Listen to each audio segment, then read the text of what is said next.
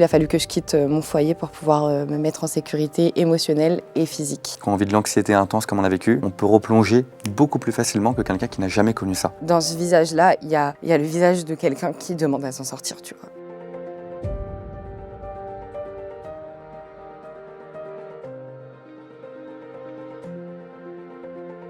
Et bonjour à tous et bienvenue dans On parle de tout, la première émission de santé mentale pour les jeunes en France. Aujourd'hui, on est avec Cindy. Salut. Cindy, enchantée. Enchantée. Juste avant qu'on te présente, moi j'aimerais remercier les deux partenaires du jour.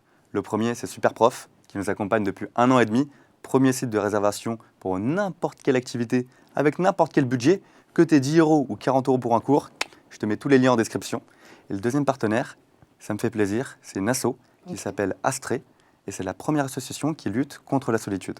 Et c'est trop important. C'est trop important, tu vois, elle a 35 ans, elle est d'utilité publique. Et apparemment, devine combien de pourcentage de Français se sentent seuls? 56. Ah, pas mort. On est à 20-25% Ok. qui ressentent vraiment une puissante solitude. Wow, Oh, t'es allé loin, toi. 56. On est, tu penses Je aujourd'hui? pense qu'on est à 56. Bah, en tout cas, Et c'est déjà un chiffre qui est énorme. lamentablement énorme. c'est énorme. Et voilà, c'est pour ça que vous mettez 1 €, 2 €, même que vous mettiez rien, allez checker l'association, je vous mets tous les liens en description et allez leur donner de la force. Bon, Cindy, Comment tu vas? moi ça va plutôt bien. Ok. Un peu anxieux, tu vois, on en parlera tout à Pourquoi l'heure. Il y a plein de trucs à gérer, Ok. niveau pro, niveau Fin d'année, amoureux, hein. fin d'année. En plus, tu as vu, il y a eu une invitée qu'on a eue là, je crois que c'était toi qui a eu du retard. Oh ouais, Du coup, j'ai non, dû je tout connais gérer. pas cette personne. Je suis la meuf la plus en retard de la planète, donc je vois pas pourquoi tu dis ça, mais Mais avant que tu te présentes, pour ceux qui connaissent pas Cindy, c'est elle. Il est vrai, j'ai trop d'adversaires. Sur le côté, quelques ennemis refoulés. Quand tu vas pas bien, ce qui se passe, c'est que explique que ça va pas et tu expliques pourquoi ça va pas. Cindy, Oui. si tu devais te présenter, âge, métier, signe astrologique. je m'appelle Cindy Oviti, j'ai 28 ans, je suis cancer ascendant Lion lunaire Lion Ok, Lunaire Lion, on aime et je suis réalisatrice. bien. Ok, parfait. Quelle origine? Maroc-Égypte, Ok, j'arrivais pas mère de marocaine, père égyptien. Ok, magnifique. Tu connais, on est ensemble pendant 45 minutes à peu près. On va parler de santé mentale, on va parler de plein de sujets super joyeux. Mais avant, j'aimerais qu'on retrace un tout petit peu ton parcours. Certains te connaissent avec la musique, Mhm. d'autres avec la création de contenu, peut-être YouTube. Mhm. Moi, j'aimerais d'abord que tu nous parles un peu de ton enfance. Ok. Parce que j'ai parlé à un de tes potes qui m'a dit que tu avais été placé en famille d'accueil à l'âge de 13 ans. En effet, j'ai été placée en famille d'accueil à l'âge de 13 ans. Pour placer un peu le contexte, à ce moment-là, j'étais collégienne. J'étais en 4e au lycée Sainte-Marie à... Non, Sainte-Marie, c'était le collège. C'était aussi un lycée, le lycée Sainte-Marie à Montluçon. Et à la maison, il y avait quelqu'un de très violent qui vivait avec nous et qui nous a fait vivre un enfer à ma mère, à moi et à mon frère et ma sœur. Et puis, on n'a pas été aidés en fait par la vie, par les choses, les ressources n'étaient pas les bonnes. Et du coup, il a fallu que je quitte mon foyer pour pouvoir me mettre en sécurité émotionnelle et physique. Ok. Donc, tu n'as pas grandi proche d'une famille aimante qui t'a soutenu, Pas vraiment. etc. Ok. J'ai eu mes grands-parents qui m'ont porté beaucoup d'amour, ma mère aussi, et de plus en plus surtout. On a eu une relation en vrai qui a été très compliquée, parce que j'en ai beaucoup voulu quand je ne comprenais pas. Et puis, en vrai, ma famille est aimante, mais je n'ai pas eu une enfance aimante. Ok. Tu nous diras plus tard si ça a pu jouer sur Carrément. l'anxiété aujourd'hui. En tout cas, aujourd'hui, tu as 28 ans, on Ouais. a le même âge. Moi, je t'ai connu à l'époque à travers la musique, à travers Team BS, le groupe qui était composé donc de La Fouine, FA Baby, Sultan Tout à fait. et toi-même. Mhm. Est-ce que tu peux nous raconter déjà comment tu es arrivé là-dedans? En fait, j'avais fait une émission sur la 8. Je ne sais plus c'était quelle chaîne à cette époque. Je ne sais pas si ça avait été racheté par Canal, Ouais. on s'en fiche. Et c'était l'émission Popstar. Et en fait, le but de cette émission, c'était de dénicher des talents, donc des gens qui chantent, et puis d'en faire un groupe. Tu devais pas danser aussi? Aussi. vrai. Enfin, danser. C'est un grand mot. Bouger sur la musique. Hein. Vraiment, on était plus là-dessus en termes de chorégraphie. J'ai été donc sélectionnée pour l'émission. Après, j'ai été jusqu'en finale et Laouni était juré Ok. de l'émission. C'est là qu'il m'a repérée. Et ensuite, il m'a sortie de là pour me faire signer dans Team BS. C'est incroyable. Léonie, donc qui est La Fouine. Ouais, tout à fait. Incroyable. Ok. Combien de temps ça a duré cette aventure avec eux? 2 ans et demi, 3 ans. D'accord. 2 ans et demi. T'avais quel âge à l'époque? 17 ans quand ça a tout commencé. Et quand t'as 17 ans, que t'es exposé à la télé, comme ça, que les vidéos font des millions de vues, Mhm. comment tu te sens dans ta tête? On se rend pas compte. Je pense qu'on dépersonnalise un peu parce que Bah déjà, dans ma vie quotidienne, rien n'avait vraiment changé. Genre, j'étais dans une petite ville avec mes grands-parents, j'avais toujours mon chien, j'allais toujours dans le même lycée. Et je venais à Paris travailler. Donc, j'avais l'impression d'avoir une espèce de double vie un peu. Mais du coup, ça m'a vachement protégée de beaucoup de choses, d'avoir ce pied-à-terre du lundi au mercredi, puisque je suivais mes cours en même temps que mon travail. Et du coup, en fait, j'avais une vie normale. C'est comme si je faisais sport-études, quoi. J'ai eu l'impression d'avoir fait ça. Et du coup, en vrai, je ne l'ai pas si mal vécu. Ça a plus été difficile mentalement. Parce que là, moi qui avais toujours voulu être... J'ai jamais voulu être la première, mais j'ai toujours voulu être assez bien, tu vois. Et assez bien, dans ma tête, c'est presque première quand même, hein, si c'est pas première. La première question qui me vient, souvent on va être bien, on va être meilleur pour les parents. Toi, c'était pour qui que tu voulais Pour mes être parents, mes grands-parents. Pour les parents et les grands-parents. Ouais. Ok. Déjà parce que je voulais comprendre pourquoi mon père était parti. Je voulais essayer de le faire revenir, donc devenir une meilleure petite fille. Ma mère, parce que j'ai toujours voulu qu'elle soit fière de moi de fou. Et mes grands-parents, parce que ils se sont donnés dans leur vie pour que moi je puisse aller bien et du coup je veux qu'ils soient fiers de moi aussi. Et c'est un truc vraiment un point d'honneur dans ma vie.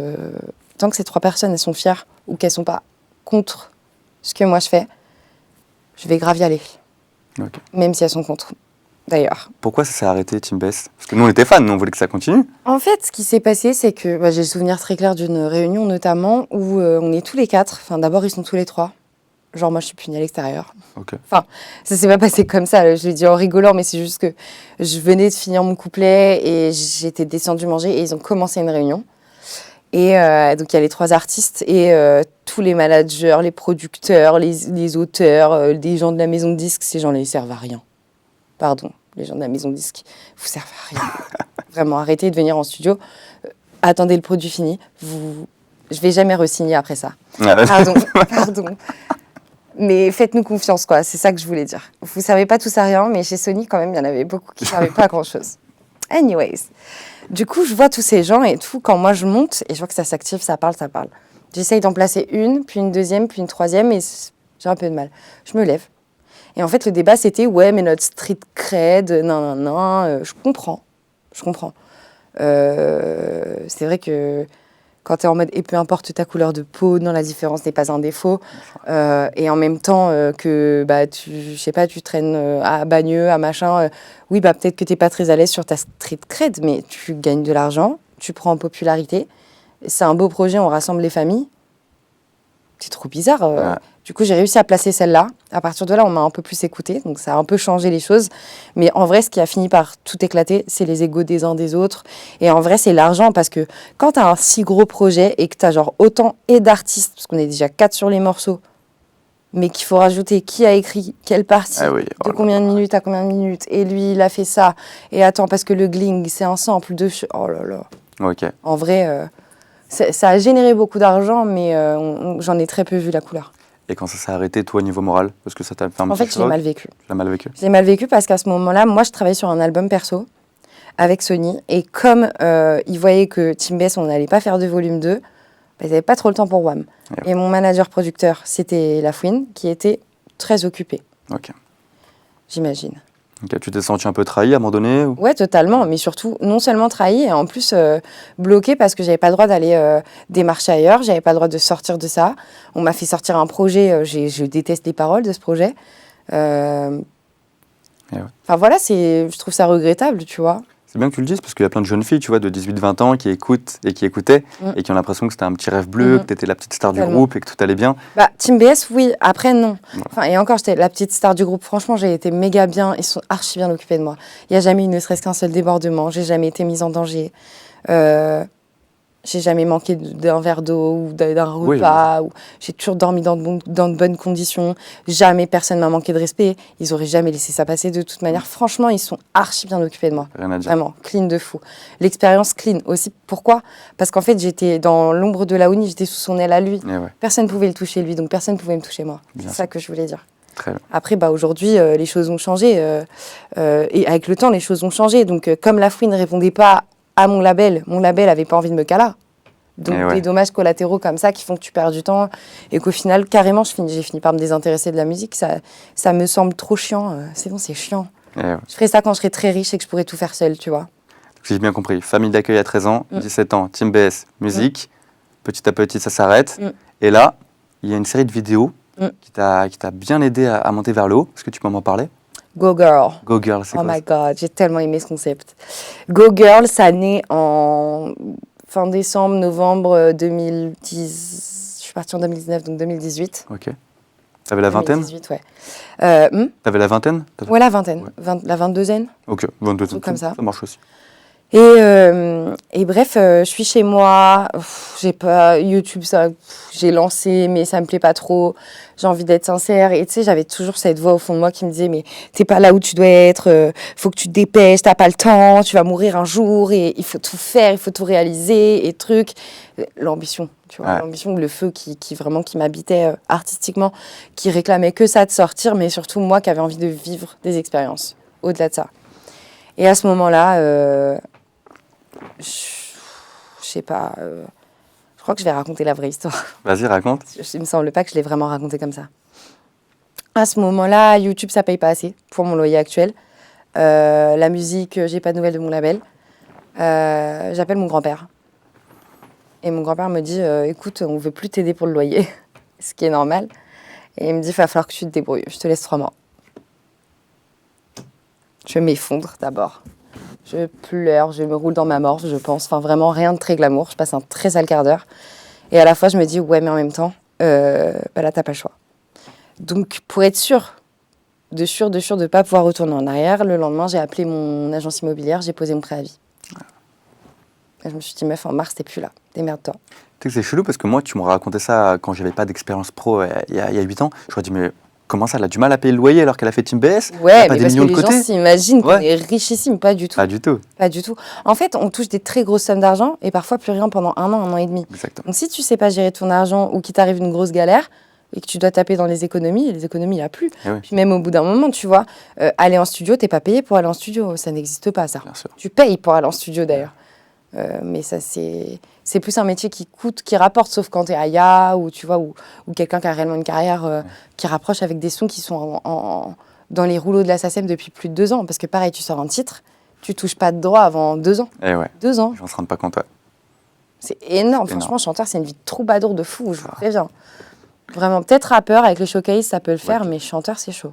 Et donc là, tu te trouves sans appartement, tu as Ouais. 22 piges. Ouais. Et j'ai ce rêve de partir en Amérique. Voilà. Comme tout le monde, hein, comme vraiment, je pense à ce moment-là, tout un chacun. Et du coup, j'appelle mon grand-père.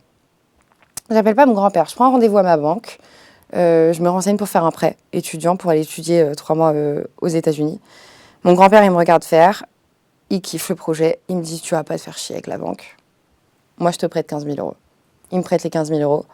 9 000 € pour le voyage et après 4 000 € pour le reste, entre guillemets. Donc, parce que le voyage, c'était les 3 mois de cours et de logement. Ok. Il faut ajouter à ça les billets d'avion, la nourriture, les L'Amérique, là, loisirs. ça coûte très cher. Bah oui. Ça coûte super cher. Le visa, le machin. Et en fait, je suis partie. J'ai filmé.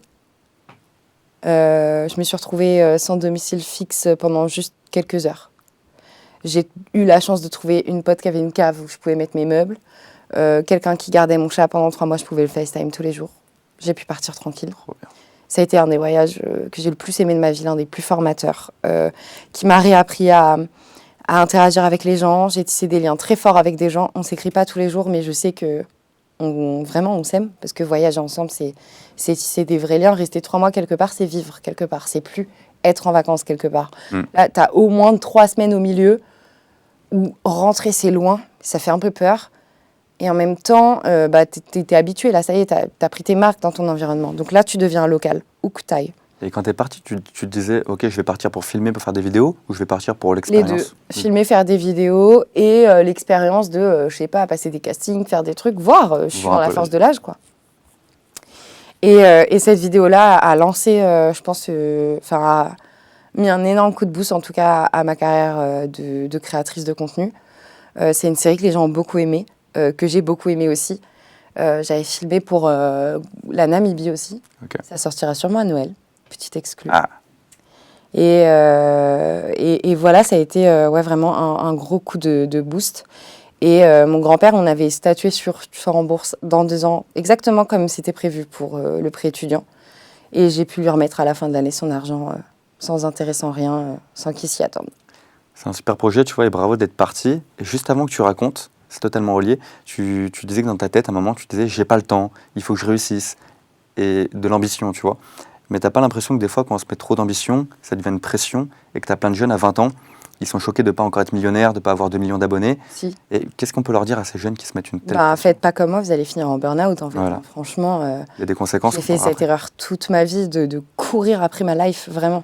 Franchement, des semaines, genre 2020, 2019, juste avant le Covid, des semaines, jeudi soir je sors, vendredi soir aussi, samedi, bon c'est la NIF 2, dimanche machin, et lundi j'ai 2 events et 3 soirées là, et 2 events trucs, et 3 tournages, et oh wesh. Ouais. C'est trop. Et dis-moi si je me trompe, j'ai parlé à plein de gens, créateurs de contenu, qui ont des millions d'abonnés. Ils me disent, mais c'est pas maintenant que j'ai 4 millions d'abonnés que je suis heureux. Non. C'est plus avant que j'avais quelques milliers et que j'apprenais à découvrir ce monde. Exactement. En fait, c'est des gens qui seront heureux quand ils auront retrouvé un entourage stable, parce que ça met un sacré tsunami dans ton entourage. Hein. Franchement, ça fout le bazar. Hein. C'est vrai. J'ai rencontré, grâce à ce métier, énormément de gens. Autant de gens qui m'ont fait énormément de mal que de gens qui m'ont fait beaucoup de bien. Mais franchement, je me serais bien passée de certaines rencontres et de certaines situations. Et tu dirais qu'aujourd'hui, tu peux compter sur combien d'amis? La main, max. Alors que tu as beaucoup de proches autour de toi, beaucoup de Même potes. plus, hein, j'ai grave... Ouh là là, T'as j'ai tressé le restreint. cercle. Ouais, j'ai restreint de fou. À 28 ans, il y a un âge où... À mes 25 ans, ma liste d'invités, elle était de 70 personnes avec plus 1, sachant que les plus 1, c'est souvent des potes. Donc ça fait 150 présents. 1 an et 1 mois plus tard, j'ai eu un accident de la route. Je suis restée alitée pendant 1 semaine. Personne n'est venu. C'est dingue. 2 personnes sont Ouais, venues c'est en là. tout. C'est dans les épreuves que tu vois Ouais. les vrais potes. Et j'ai des copines de Bordeaux qui ont démarré la voiture sans se poser de questions, elles, par contre. Tu vois, ouais. Putain, c'est dingue. Ok, parcours en Amérique, magnifique, ça a été une belle étape. Et on vient en 2021, maintenant, où ton même pote, Les montagnes russes, hein. les montagnes russes, qui me parle d'un accident, une Ouais. agression. Ouais, il y a eu un triplé du joueur français, genre. Ouais. Traumaitovic. Que des traumas à la suite, genre, c'était horrible. Je venais de rentrer de voyage, en plus, je me sentais archi bien. Je venais de trouver mon premier traitement et mon premier diagnostic. Je suis TDAH, donc trouble déficitaire de l'attention, Ok. avec hyperactivité dans mon cas. Comment ça se constate, ça? C'est plein de petites choses du quotidien. Bon, ça se constate dans l'enfance, ça se repère au manque d'attention. Ok. Et ensuite, dans le quotidien, des actions typiques de TDAH, c'est je suis en bas en train de faire un truc, je monte chercher mon sèche-cheveux, j'arrive dans ma chambre, finalement, je trouve cette paire de boucles d'oreilles. Ah, ça irait bien avec ça, je descends, j'ai pas pris mon sèche-cheveux. Je remonte, je prends mon chargeur, je descends, j'ai toujours pas pris mon sèche-cheveux. En fait, genre, il y a un papillon dans la pièce, je passe à autre chose tout de suite. Il y a ça, en l'occurrence, mais il y a plein d'autres trucs. Il y a des gens qui me parlent et je suis en mode... ouais, grave, ouais. Ben, je crois qu'il y a une référence. Tu connais Malcolm? Ouais. Reese dans Malcolm, il y en a qui disent qu'il Ouais. est un peu ça. Bah, Reese. Un peu lui, ok. Ouais. Mais pas nécessairement stupide, hein. Parce qu'à côté, j'ai un QI de fou, ça veut vraiment rien à voir. Mais c'est juste que je vais être beaucoup trop passionnée dans les choses qui me passionnent et pas du tout là quand j'aurais pas envie de l'être. Comme un enfant de 5 ans, en fait. S'il a pas envie de faire son dessin, il va pas le finir, c'est pareil chez moi. Moi, je le vois un peu comme, comment tu m'en parles, comme un avantage, une manière de décrocher un peu de la vie. Ouais. Je suis d'accord. C'est cool, en fait. Par contre, ça a des comorbidités. Donc, ça apporte aussi la dépression et le trouble anxieux. Moins cool. Sans TDAH, j'aurais peut-être mieux supporté certaines choses. Ok. Mais 2021, de toute façon, il fallait que je me mange le mur ou le sol. Je sais pas, tu me diras ce que tu en penses. Je pars en voyage, je reviens d'Afrique en avril. Je reviens, je suis trop en forme et tout. J'ai mon diagnostic. On commence un traitement pour d'abord le trouble anxieux, qui est plus fort que mon trouble déficitaire de l'attention. En vrai, c'est pas du tout un handicap, c'est rien, c'est juste une neuroatypie, tu vois.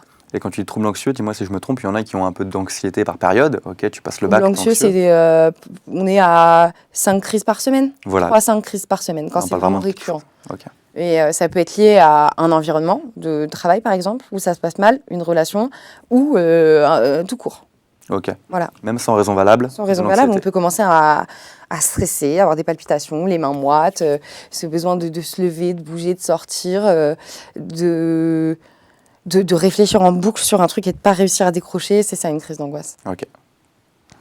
Et ce trouble, Ce est-ce trouble-là. qu'au fur et à mesure, il est passé ou est-ce qu'aujourd'hui, il est encore en toi? Non, il est encore en moi, mais j'accepte de fou. Enfin, plus quand je suis fatiguée, ça se voit beaucoup plus. Je trouve des petites astuces aussi parce que en vrai, c'est juste, je pense, une autre forme d'intelligence, tu vois. C'est juste une autre forme de fonctionner et Ben, mon armoire à moi, elle est peut-être pas rangée comme la vôtre, mais par contre, je retrouve tout en 2 secondes. Et c'est super logique pour moi. Ok. Donc, c'est essentiel. Au final, quand j'ai fini par accepter ce diagnostic-là, ça m'a vraiment permis de trouver un autre sens à ma vie et d'avoir envie de la rendre encore plus douce. Ouais. En plus, moi, je trouve ça bien dans le sens où tu as une réponse à ce que tu avais, alors qu'il y en a, ils ont certains troubles, mais ils ne trouvent jamais de réponse. Réponse, Ça peut être dur, ça. je suis d'accord. Et On trouve un traitement pour le trouble anxieux. Tout se passe bien jusqu'en juin, meilleure vie. Vraiment, avril, mai, juin. Oh là là là là, trop bien, je gagne bien ma vie. J'ai mes amis. Mes projets, ça cartonne. Je vais lancer mon podcast. Tout va bien. Le 27 juin, je dois aller bosser avec Disneyland Paris Ok. pour Marvel. Oh. Dinguerie. Dans l'hôtel, grosse dinguerie. Tu l'es en vidéo, pareil, partenariat Ouais, vidéo. je suis payée par Disney et en plus j'ai un week-end à l'hôtel avec quelqu'un de mon choix. Trop bien. Trop bien. Jamais de ma vie je me serais levée en retard. Jamais. Jamais. Carrément, je voulais ne pas dormir. Je décide de me coucher un petit peu et cette fois, j'éteins toutes les lumières de chez moi. C'est la seule fois de ma vie que je fais ça. Il y a toujours une LED, un truc. J'aime pas trop le noir. C'est pas que j'ai peur du noir.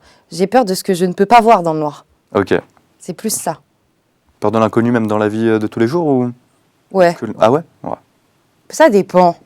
Hmm. Regarde mon agent. Ça dépend parce que franchement, nouvelle aventure, nouveau truc à tester, à goûter, à sauter dans un truc, je serai la première. Nouvelle personne. On se méfie.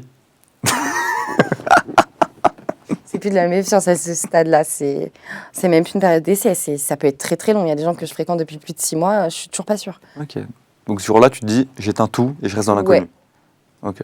Et donc, je dors. Et je me réveille, ma porte d'entrée, elle est ouverte. Je me dis, wesh, les chats, c'était ouf.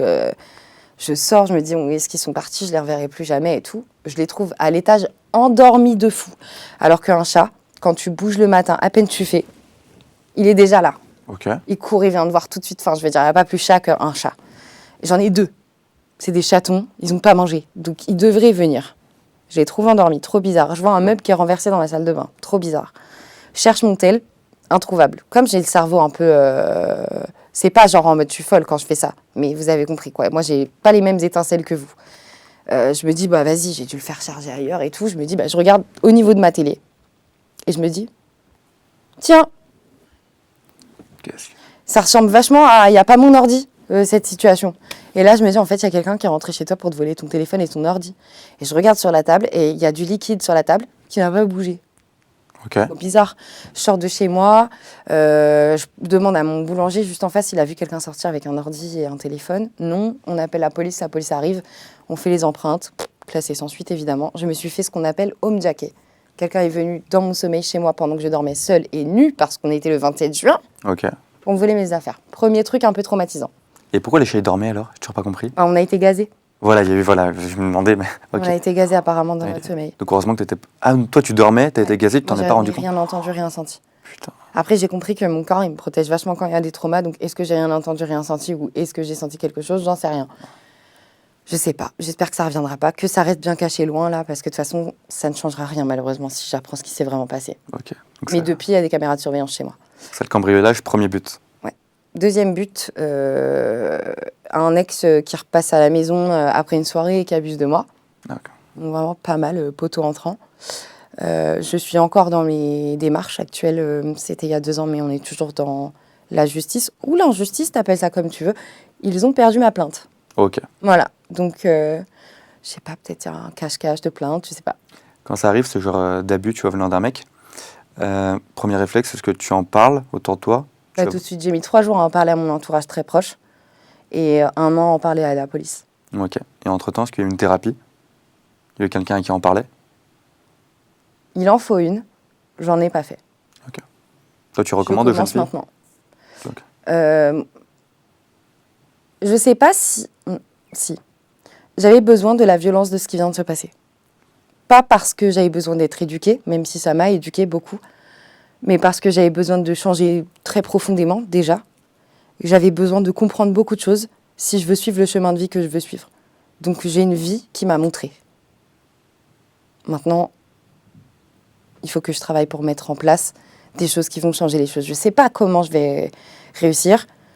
Mon vrai but ultime, tu vois, avant mon rêve c'était genre d'être une star internationale de la musique. Aujourd'hui mon rêve c'est genre d'être prix Nobel et de faire rentrer de la paix et de faire rentrer dans la Constitution le viol comme un crime contre l'humanité. D'accord. Je sais qu'il y a des gens qui vont hurler en écoutant ça, puisque l'un des seuls crimes, les crimes contre l'humanité, c'est tout ce qui est génocide et tout.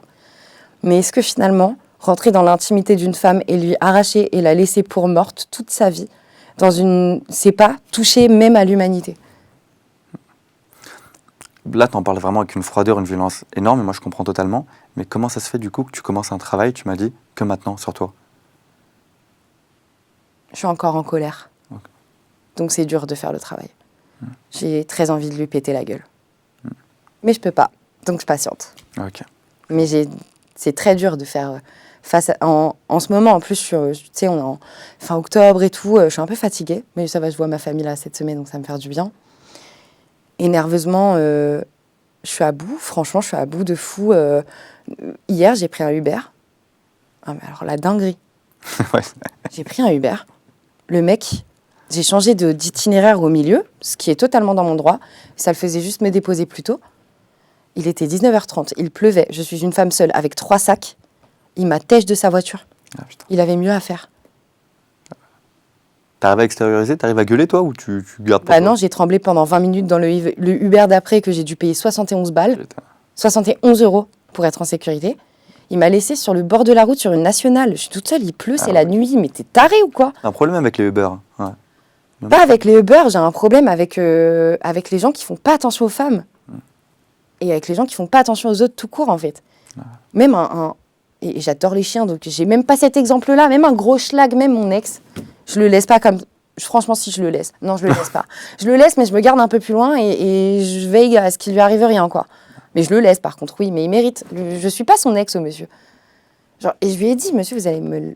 Là, vous me faites sortir de la voiture, alors que c'est la nuit. Il fait froid, il pleut. J'ai des sacs et je suis une femme seule. Non, mais si vous voulez, vous pouvez attendre le prochain. Non! Ouais, Vous êtes en train de me demander de sortir de votre voiture, là. Mm.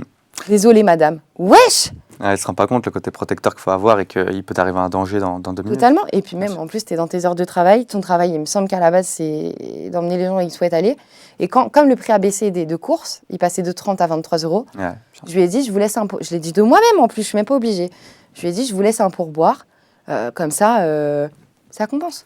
c'est très bien que tu en parles de la manière dont tu réagis comme ça à quelque chose qui peut arriver dans la vie de tous les jours. On sait jamais. Les questions. psychopathes, pardon, On sait ils sont jamais. partout. Les gens qui n'ont plus d'âme, ils existent pour de vrai. Les psychopathes n'ont pas forcément plus d'âme, ils ont besoin de soins, bien évidemment. Mais il y a des gens, psychiatriquement, qui ne sont pas en état de fonctionner. Et au même titre que l'on soigne... Au même titre que l'on soigne une dépression, on devrait soigner certains troubles psy. Ok. Ça, on va y revenir après, très intéressant. Donc, premier but, j'ai bien compris, le cambriolage. Deuxième but, c'est abus de l'ex. C'est abus de l'ex. Troisième but, accident de trottinette voiture, aucun souvenir. Ok. Tu parles à mémoire? Totalement. Pendant combien de temps tu parles à mémoire? Je me rappelle de la soirée que je venais de passer. Je me rappelle de bribes de soirée. Je me rappelle de le voir lui. Puis après, j'ai voulu partir. Et je me suis réveillée à l'hôpital. Ok. Avec 4 dents en moins. Pas les dents de devant? Non, Dieu merci. Un menton comme ça, franchement, triplé de volume. Une petite blessure là, la main râpée, commotion cérébrale, mais vivante. Ok. J'ai perdu connaissance pendant 5 heures. Moi, je me demande avec tout ce que tu as J'ai vécu. signé une décharge, je me rappelle pas. Ils voulaient m'hospitaliser, j'ai refusé. Ok. Bon, t'as pas de séquelles aujourd'hui? Non. Ça va. Enfin, si, j'ai encore des dents à réparer, mais comme personne n'a vu l'accident, c'est ma responsabilité civile à moi qui est engagée. C'est à mes frais les dents et franchement, déjà, j'aime pas le dentiste, ça me gêne pas pour manger et à moins que je rigole comme ça, on est bon. Cindy, moi, c'est marrant parce que la manière dont tu parles de tes épreuves de vie, on voit que quand même aujourd'hui, ça te pèse. Quand tu dis j'ai pas gardé de séquelles, oui, bon, physiquement, mais je trouve que plus on enchaîne les mini-épreuves, plus au final on est abîmé mentalement, on en garde une. Ouais, ça pèse. Est-ce que toi, à travers tout ça, tu as déjà vécu une dépression? Oh ouais. Oh waouh, oui. Vraiment la dépression? La vraie dépression qui peut te tuer, genre. Moi, je veux tout savoir, l'âge et pourquoi. La première petite, c'est une petite dépression que j'ai fait en 2017 suite à une rupture. Ok. Rupture amoureuse? Ouais, 3 mois de souffrance. Ok. La deuxième, 2021. Oh my God, mais l'année de la mort, genre. Tu penses que c'est à cause de l'enchaînement ou c'est dépression qui s'est combinée? Ça faisait quelques mois que j'arrêtais pas de dire vivement que ça s'arrête. Quand ça s'arrête, on pourra peut-être... Je disais que j'avais besoin de pousser les murs. J'étais fatiguée. Et puis ça faisait des années que je me mettais la pression pour réussir. Depuis 2019, je ne m'étais pas du tout arrêtée. Je sais que ça peut paraître rien, mais en vrai, c'est pas seulement... En vrai, depuis Team BS, je ne m'étais jamais reposée. Parce qu'après Team BS, il a fallu enchaîner, il a fallu garder la face, il a fallu garder les gens qui me suivaient, comment ils restent. Il a fallu trouver des solutions pour payer mon loyer. Il a fallu me faire entendre dans un milieu extrêmement machiste qu'est la musique. Il a fallu que je trouve d'autres centres d'intérêt, que je ne perde pas espoir. Il a fallu que je me relève, que je refasse de l'argent, que je monte ma société, que je la perde, que je machin. Énormément d'étapes. Et seulement après tout ça, j'ai craqué. Et donc, on arrive en septembre, donc après l'accident. Je fais 3 semaines de déréalisation totale. Gros burn-out, impossible même de ne serait-ce que prendre un selfie et tout, impossible. C'est quoi les symptômes physiques? De la déréalisation? Ouais, le mélange de ça et de la dépression en même temps. Alors la déréalisation, c'est comme si tu es dans un rêve. Ça arrive au cours de la journée, tu as l'impression que tu flottes, tu pas trop sûr, mais tu t'en rends compte surtout quand tu repenses. Et que tu te dis, ah ouais... On a reçu un jeune qui nous racontait ça, ouais. Dinguerie. Ouais. Il y a ça, dépression, il y a plusieurs étapes. La pire que j'ai traversée, c'est quand tu te lèves le matin et que tu hurles parce que tu es réveillé et qu'il faut recommencer la journée encore. Ouais. Encore. Ouais.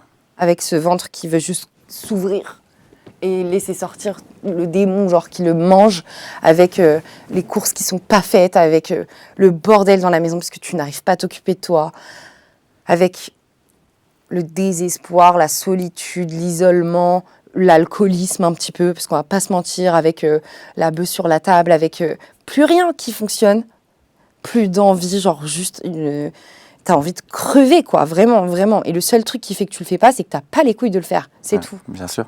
T'arrives à crier, à pleurer ou tu renfermes? Moi, j'arrivais parce que j'avais une grande maison, j'avais cette chance-là. Elle est devenue beaucoup trop grande quand je me suis retrouvée très isolée. Mais moi, j'avais besoin de crier, j'avais besoin de taper, j'avais besoin de chialer, j'avais besoin de vomir, j'avais besoin de tellement de choses. Et à ce moment-là, t'avais quelle image de toi? Je me suis jamais sentie aussi... je me suis jamais fait autant peur. Voir mon corps autant impacté. En plus, je fais un peu de dysmorphie, donc ça veut dire que je me rends pas trop compte si je gagne ou je perds du poids. Je le vois que si mes jeans ils sont remplis ou pas, ou en photo, mais je me rends pas trop compte de ça. Réaliser à un moment que j'étais tellement marquée que je pouvais plus mettre de débardeur, parce que là, on allait me dire que j'étais anorexique. Quand je me réveillais, que j'étais archi livide et tout, enfin, je me suis vue mourir en fait, vraiment. Et à la fois, dans ce visage-là, il y a le visage de quelqu'un qui demande à s'en sortir, tu vois. Ah oui, tu cherches de l'aide, j'imagine. Ouais, tu te regardes et tu te supplies toi-même. Genre, je me regardais même pas moi, vraiment, mais à l'intérieur, au fond, il y a quelque chose qui te supplie de te sortir de là. Il faut absolument que ça cesse, genre. C'est ça le plus dur, en fait. Je pense vraiment que ça a été ça, tu vois. Et quand tu étais en plein milieu de cette horrible période, qu'est-ce qui te faisait du bien? La musique. Ouais. Mes chats. Ma mère, même si je l'ai fait beaucoup souffrir, ma grand-mère. Ma mère et ma grand-mère, ouais. Okay. Anna aussi, qui a été une amie, qui a été hyper présente pour moi. Manon et Ophélie, super importantes dans mon chemin de guérison. Et tous les gens à qui je pense pas, et je suis désolée, mais franchement, fin 2021, c'était très très dur. J'avais un rendez-vous avec ma grand-mère, si à 20h30 j'avais pas appelé, elle pensait que je m'étais foutue en l'air, quoi, tu vois. Bien sûr. C'était tous les jours, tous les soirs. 1 heure, 1 heure et demie au téléphone. À ce moment-là, tu voyais un psychiatre, psychologue, médecin? Je voyais... J'étais plus en capacité de sortir de chez moi. Pour te dire, ça allait tellement loin qu'un jour, je suis sortie de chez moi. Je savais plus si c'était à droite ou à gauche. Ah ouais, tu vois. Là, le cerveau, mais on dirait qu'il t'anesthésie le cerveau. Mais il n'y a pas pire que, je sais pas, sortir de chez toi, peu importe où tu vas, ça se fait instinctivement. Ouais. Tu vas ici ou là. Je suis sortie. Je suis re-rentrée carrément, tellement j'étais choquée de ce qui venait de se passer. Et j'ai repris mes esprits, j'ai fini par sortir, mais ça m'a tellement choquée. De l'extérieur, ça devait être tellement bizarre que genre, ça m'a grave surprise. C'est sur des petites choses comme ça que tu réalises que ton cerveau, il est flingué. Genre. Flingué, bah Il ouais, est flingué de fou. bien sûr. J'ai un peu failli tomber dans l'alcoolisme. Je suis tombée dedans, mais genre pas assez profondément pour développer une addiction, Dieu merci. Mais tu vois, les bières à Heineken là, en 50 centilitres, j'allais acheter ça et vas-y. Oh là là, putain, c'est Et dégueulasse. vas-y, que ça picole et tout, jusqu'à ce qu'un jour, je me tape un gros vomi seul. Ça m'a détendu. Ça fait du J'ai pu bien. recommencer. Ok. Franchement, j'ai pu recommencer du tout. J'ai consommé de la bœuf. Je sais pas si tu dois biper ou pas. La bœuf, non, pas du tout. On en a parlé, on a fait une bonne vidéo dessus, tu vois. Ouais. Et c'est vrai que souvent, les gens prennent de la bœuf pendant la dépression. Je sais pas si ça fait le même effet qu'un médicament. Autant pour l'anxiété, je pense que c'est pas bon parce que ça peut rendre parano.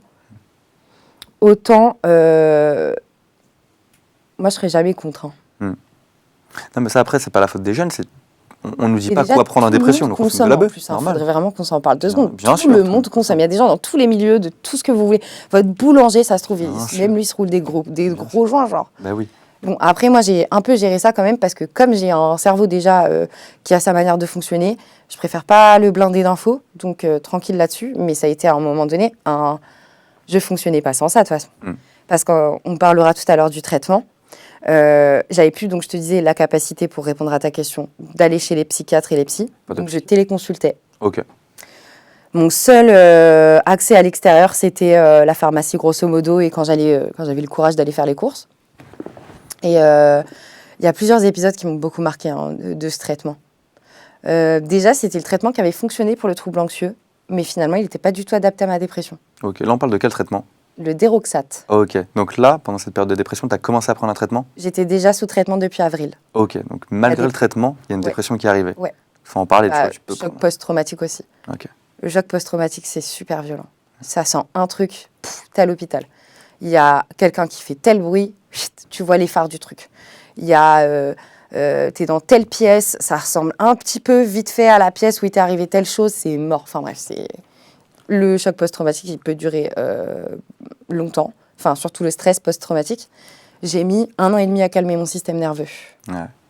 Non, les gens ne se rendent pas compte que le cerveau, j'ai l'impression que les maladies mentales, c'est bien plus douloureux que les maladies physiques. Ah oui, j'aurais franchement... Et c'est- Sincèrement, je l'ai dit plusieurs fois, j'aurais préféré qu'il me pète la gueule. Ouais. Mais de toutes ses forces, avec toute sa conviction, hein, qui me touche. Les gens ne se rendent pas compte, mais Ouais. tu peux avoir un bras pété, 2 jambes pétées, mais avoir envie de mourir, c'est la pire des sensations. C'est la pire. On peut même pas imaginer. Je crois que quelqu'un qui ne l'a pas, tu peux pas imaginer. Ouais, totalement. Je peux pas. Je suis d'accord de fou avec toi. Et donc là, ouais, tu avais un sentiment de mal-être énorme alors que tu prenais un Un antidépresseur. traitement. Donc c'est pour ça que quand j'ai commencé à voir que je rentrais en choc post-traumatique et tout, j'ai demandé au psychiatre et au traumatologue, parce que j'ai vu un traumatologue juste après, est-ce qu'on augmente, on sécurise, parce qu'en ce moment je suis un peu plus fragile que d'habitude. Oui, on le fait. Très bien. On le fait. Envie de me foutre en l'air. Tu peux dire pourquoi? Parce que moi, je sais que l'antidépresseur, il y a beaucoup d'effets secondaires, dont un qui est l'augmentation de l'anxiété. Ça t'a fait Totalement. C'est pas ça. C'est juste que j'étais plus dépressive que TDAH ou trouble anxieux à ce moment-là. J'étais pas en crise d'angoisse, j'avais envie de crever. Ouais. Je voulais plus trouver de solution, j'en voyais plus de toute manière, je voulais juste arrêter de souffrir. Donc je voulais plus sentir ce truc en fait, tout ce qui va avec les symptômes physiques de la dépression. La fatigue, l'apathie, t'as tout le temps soif, en même temps t'as jamais faim. T'es mou, tu t'as plus envie, t'es pas enjoué, t'es cassé quoi. ça. Et ouais, tu vois que malgré que c'est le médecin qui a décidé d'augmenter le traitement, Ouais. tu vois, moi, je le recommande à tous les jeunes à aller voir 2 médecins différents. Ouais, même je suis 3. d'accord maintenant, franchement, franchement c'est cher, c'est vrai. Mais il vaut mieux faire 3 consultations à 80 balles et au moins t'es tranquille, Ouais. que pas être sûr et errer comme j'ai fait pendant des années Bien sans sûr. avoir. Et même sans si le avoir de médecin, solution, vraiment, tu tu le vois. connais depuis, c'est un médecin de famille. Mon traitement, dis-toi, Tu on peux- l'a changé qu'en 2023. Ouais, Là, je te parle de 2021. tu vois, ouais. Donc j'ai gardé le Déroxate comme ça, on est monté jusqu'à 60 mg, dose Ouais. maximale. Dose de cheval. Je fais 1m70 pour 56 kg, je suis comme ça. Je faisais des cauchemars de fou malade. Je me réveillais la nuit, les draps, ils étaient trempés parce que je suais de fou. Aucune libido. Pas de bon côté, en fait, à ce truc. Je le prenais juste pour pas me foutre en l'air, en espérant que je voulais pas me foutre... Enfin, que ça marcherait et que je me foutrais pas en l'air. C'est comme ça que je suis arrivée à 2021 et à 2022. 2022, j'ai voulu arrêter mon traitement seul. Ouais, pourquoi t'as voulu faire ça? Parce que je me croyais plus forte que tout le monde. En fait, les bad bitches indépendantes, j'ai été comme ça pendant très longtemps, elles aiment pas dépendre d'un truc. Donc, c'est pas un comprimé qui va décider si je vais mieux ou si je vais pas mieux. Là, j'ai l'impression d'aller mieux, donc j'ai envie d'arrêter mon traitement comme une grande. Du jour au lendemain, sans prévenir personne. Ah, d'arrêter totalement, c'est pas tu diminues, t'arrêtes. Résultat?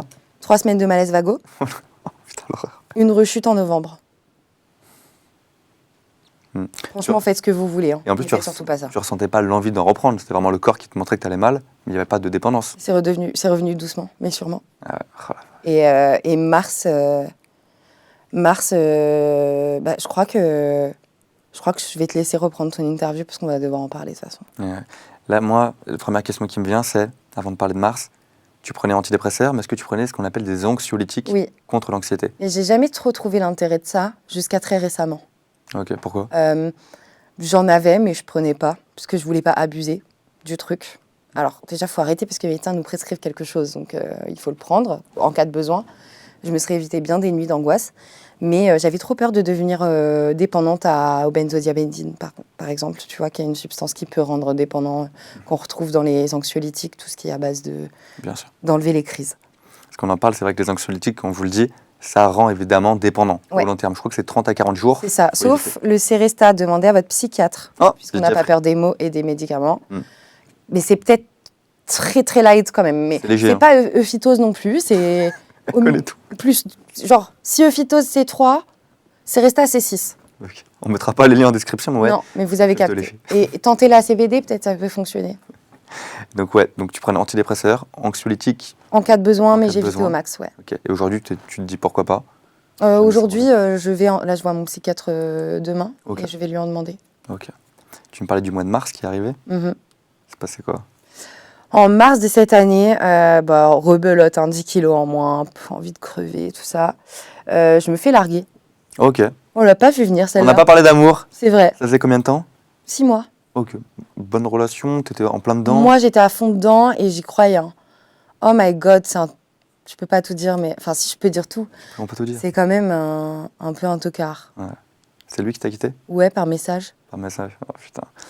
Tu me dis si je me trompe, quand on est comme toi, cette hypersensibilité, ce caractère, toutes ces épreuves, la rupture, on le vit mal.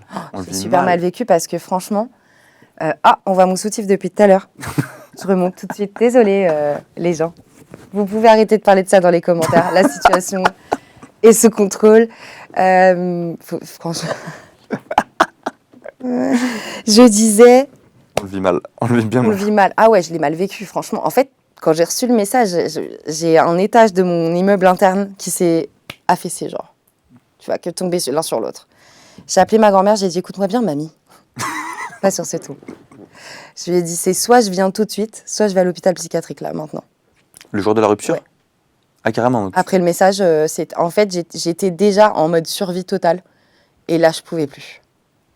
Mais non, Cindy, prends le train. Prends le train. Le lendemain matin, je fais un sac, je prends le train, je vais voir mamie et maman. Et je lâche mon cerveau pendant 1 mois. Je réponds pas à ces messages, j'ai pas envie de savoir. Je coupe des réseaux, je change d'antidépresseur, je reprends des boissons, c'est pas énergisantes, nutritionnelles, parce que j'avais perdu trop de poids, il fallait restabiliser. Et puis, je rentre sur Paris. Ouais, il y a eu 1 mois où c'était encore difficile. J'avais un peu un espoir qu'ils se rendent compte et qu'ils reviennent. Et puis, je comprenais pas parce que moi, j'avais été très sincère, très aimante, mais malade. Je ne sais pas comment une rupture comme ça peut faire autant de mal. T'en parles comme d'un énorme deuil, comme si quelqu'un était mort. Parce que ça avait été une relation très intense. Pas dans la manipulation ou quoi, le mensonge à la fin, oui. Parce que c'était un queutard, ça. Les queutards, il y en a pas mal quand même en vrai. Mais il avait hyper bien caché son jeu et je pense que mutuellement, on y a cru tous les deux, tu vois, sur le départ. Et qu'ensuite, il a vu que moi, j'étais vraiment malade. Et à ce moment-là, j'étais en rechute. Il n'a pas eu envie d'en porter la responsabilité. Et il est parti, c'est tout. Mais ça, c'est difficile parce que c'est un rejet pur et dur au-delà de ma personne, de quelque chose que je ne peux pas changer. Ce que j'allais te dire, tu as quand même trouvé quelqu'un qui accepte cet état d'anxiété, Ouais, aujourd'hui, tes hauts, tes totalement. bas, ton caractère. Totalement. C'est beau, quoi, quand même. Totalement. Aujourd'hui, Dieu merci, je suis sortie de tout ça. Je suis dans une relation qui est très saine, qui débute, qui est aux prémices, mais qui se passe très bien. Vraiment que des green flags. Donc, de toute façon, si on a des raids, on n'hésitera pas à le balayer. Mais voilà, ça va le faire. Enfin, c'est quelqu'un quand même, tu vois, cet ex qui m'a montré que j'aime précieusement les gens. Donc, je ne peux pas aimer tout le monde. Dis-moi si je me trompe, avec tout ça, là, tout ce que tu as vécu et comment nous deux, tu vois, on est mentalement aussi forts que fragiles. J'ai l'impression que quand on vit une dépression, quand on vit de l'anxiété intense comme on a vécu, on peut replonger beaucoup plus facilement que quelqu'un qui n'a jamais connu ça. Et on peut replonger comme ça. Je comprends. En fait, il y a deux choses. Je pense qu'il y a la mémoire du corps, tout simplement. Donc, c'est traumatique dans ce cas-là. Et moi, je pense qu'il y a un moment où tu guéris. Genre là, très sincèrement, il peut m'arriver la plus grosse des dingueries. Je ne vais pas réagir comme ça. Ok. Déjà, d'une part, parce que je ne me laisserai pas faire. Et de deux parts, j'ai compris de quoi j'ai besoin pour me soigner quand ça ne va pas. Et surtout, je suis trop solide, ça y est. C'est bon, t'es une bonne homme maintenant? C'est bon? Ok. Et Cindy, est-ce qu'aujourd'hui, tu recommandes à un petit garçon, une petite fille qui va mal, on parle de quelqu'un qui est majeur, tu lui recommandes de prendre des antidépresseurs ou pas? Selon son psychiatre, parce que je ne suis pas dans ses symptômes et tout. En fait, je peux poser la question autrement. Ouais. Cindy, qu'est-ce que tu dirais à quelqu'un à qui on a prescrit des antidépresseurs, qui hésite à les prendre parce qu'il a peur de la dépendance ou de telle chose? Qu'est-ce que tu dirais? Je dirais donc, à un moment donné, quand on se casse la jambe, on met une attelle ou un plâtre. Je sais pas, alors on va dire quand on se casse le genou, on met un attelle ou une attelle, ou un plâtre. Quand on est enrhumé, on se mouche, donc on évacue, et on met des gouttes dans son nez. Quand on fait une dépression, notre cerveau n'est plus en mesure de gérer la dopamine, l'hormone du bonheur. Sérotonine? Sérotonine, pardon. La sérotonine. Ça, c'est du TDAH. On aime bien mélanger les mots. On contrepète tout le temps. La sérotonine, on en a besoin tous les jours. La sérotonine, elle sert autant à exploser de fou rire que à trouver la motive de faire sa vaisselle qui est en train de nous regarder mal là-bas, là, dans le coin de l'évier. Si ton cerveau, il est malade, au même titre que ton nez coule, il peut pas faire sa fonction première qui est de gérer toutes les informations qui arrivent. Et là, la sérotonine, elle n'arrive pas. Un antidépresseur, c'est de la sérotonine.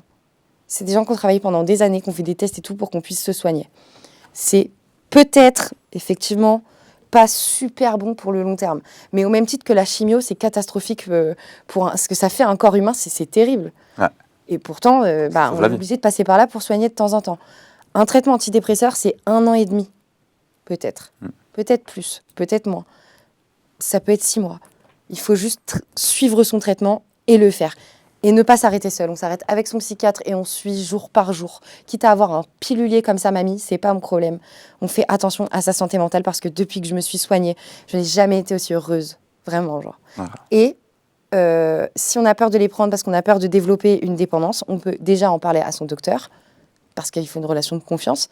Et ensuite, en parler à son docteur. Voilà.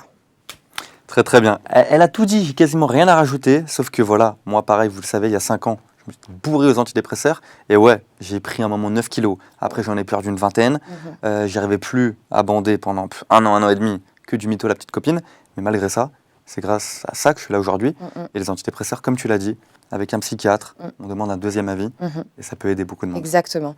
En fait, il faut comprendre que l'état dans lequel vous êtes actuellement vous rend plus malade que prendre des antidépresseurs.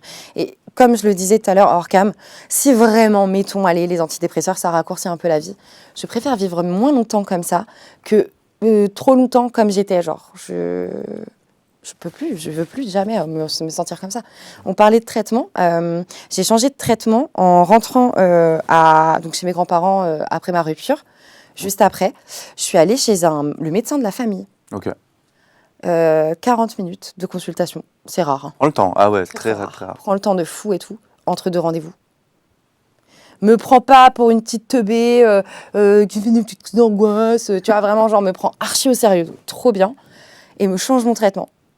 Et en fait, il m'a mis sous venlafaxine. Ok. Oh là là, dinguerie. Donc un autre antidépresseur. Venlafaxine, 75 mg actuellement. Ok. Qui est beaucoup mieux. Le jour et la nuit, genre. Ah, tu vois, comme Le quoi. jour et la nuit. Et en seul effet indésirable qui me reste, parce que oui, par contre, c'est des traitements qui ont des effets indésirables. Ça peut être des migraines, des trucs, mais dans ce cas-là, changer tout de suite. Comme ça peut être une baisse de libido, bon bah voilà, il faut aller chercher un peu plus loin dans les préliminaires, il faut que ça dure un peu plus longtemps, laisser comme ça. Un peu de fatigue, bah franchement des vitamines. En fait, il faut juste, tout est faisable avec un bon traitement. Exactement. Et vraiment être en paix, c'est être en paix avec vous, mais aussi avec votre entourage, et c'est aussi aider votre entourage que de vous soigner. Et vous foutez pas en l'air. Exactement. Comme elle a dit, moi, ce que je recommande en premier, c'est en parler à des potes. Ça marche pas, psychothérapie. Psychothérapie, ça marche pas, médicaments. Et à la fin, les médicaments, c'est net de ouf. Je suis d'accord. Après tout ça, est-ce qu'aujourd'hui, tu as encore une source de stress ou pas? Une grosse source de stress dans ta vie? Où tout va bien? Si, j'ai peur de la mort. Moi, j'ai senti chez toi, dis-moi si je me trompe, peut-être pas peur de la mort immédiate, mais peur de mourir sans avoir fait ce que tu as à faire. Oui. C'est quoi que tu as à faire, là? Combien de fois je t'ai dit ça? Je peux pas mourir maintenant, j'ai pas fini. Bah ouais, il y a trop d'ambition, là. Bah, je voudrais changer le monde. Autrement, tu m'en as déjà parlé avec la norme sur le viol. Ouais. Autre chose? Pas seulement, je voudrais changer le monde. Je voudrais changer mon monde et continuer de rayonner autant que je peux. Genre, j'ai pas envie de mourir tout de suite. Et j'ai aussi très peur de la mort de mes proches. Parce que, je sais pas, tu sais, j'ai des grands-parents. En plus, on a parlé de la mort avec ma grand-mère récemment. J'ai changé de voix et tout. Waouh! On a parlé de la mort et elle me disait, tu sais, avec papy, on s'en parle des fois, quoi. C'est la suite logique. La dernière fois, je suis allée chez elle, elle m'a montré où est-ce qu'elle cachait le testament. Bah ouais. La dernière fois d'avant, elle m'a donné son livre préféré de quand elle était petite. Tu vois, ça touche de me dire, elle commence à se dire, bon, bah, je vais bientôt canner, pardon, j'avais besoin d'un mot qui fait un peu rire pour sortir de ça, mais... Et moi aussi, en fait, je vais mourir. Mais je pense que c'est bien d'avoir peur de la mort, pas trop, parce qu'après on fait trop de choses et on n'est jamais dans le moment présent. Mais si on n'a pas peur de la mort, on ne profite pas de nos proches, Ouais, totalement. pas des vraies choses. Totalement. Je pense qu'il y a plus d'avantages, non? Je peux m'adresser à un certain type de personne. Écoutez-moi bien, bande de connards. Non, je rigole. C'est pas vrai. En vrai, je voulais m'adresser, tout à l'heure, on parlait justement de Cindy, la 22 centenaire, là, qui a trop faim de vivre et tout. Vivre, c'est bien. Mais vivre, c'est pas dire oui à tout, à tel point que tu dis oui à n'importe quoi. Tu te retrouves dans des soirées, tu sais même pas ce que tu fous là.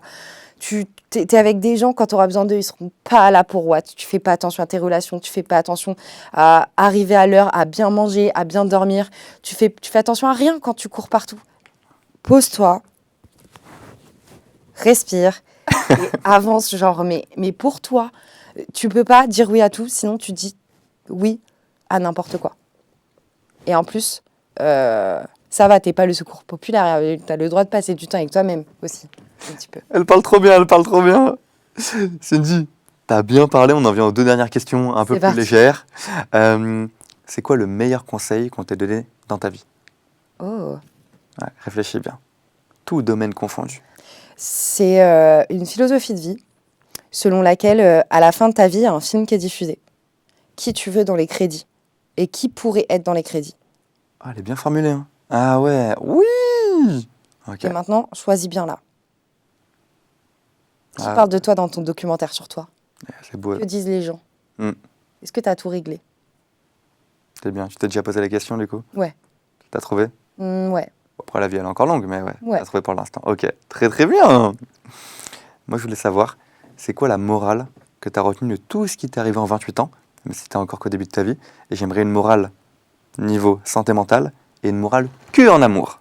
Ok, alors vie générale, la vie est aussi belle qu'injuste. Santé mentale, je voudrais juste dire, parce que j'aurais vraiment eu besoin de l'entendre, il y a une version future de toi qui est déjà très fière de ce que tu es en train de faire aujourd'hui. Si j'avais pu me voir là, tout de suite, tu prends une photo, tu me filmes 15 secondes, je peux laisser un snap à Cindy 2021, je la rebooste. Ouais. Je suis trop fière d'elle, heureusement qu'elle n'a pas lâché, t'imagines? Donc je voudrais dire ça, parce que ma santé mentale m'a menée à avoir envie de mourir plusieurs fois. Et en amour... C'est dur, il y a beaucoup de trucs à dire en amour. Où c'est dur? Bah, l'amour que tu as donné, il est trop précieux.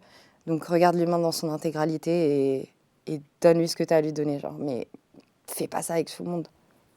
Garde-en pour ceux qui méritent, genre. C'est beau. Merci Cindy. Merci à toi. Il y a eu trop de choses, on a trop... C'est trop Oh là bien. là, trop de choses. Je suis obligé de conclure, les amis. Cindy, elle fait une création de contenu juste de malade, les gars. Ça parle autant de la vie de tous les jours, autant de la santé mentale, autant... Il y a trop de domaines, frère. Va voir tous les liens en description. Cindy, un énorme merci. Ouais, merci à toi Trop pour la chouette. confiance. C'était une super interview. J'ai Magnifique. passé un bon moment. Content que ça t'ait plu. Elle est arrivée 1 heure en retard. C'est Et vrai. Mais il vaut mieux arriver en retard que moche. exactement. On se donne rendez-vous le mois prochain pour une nouvelle émission. Tchuss.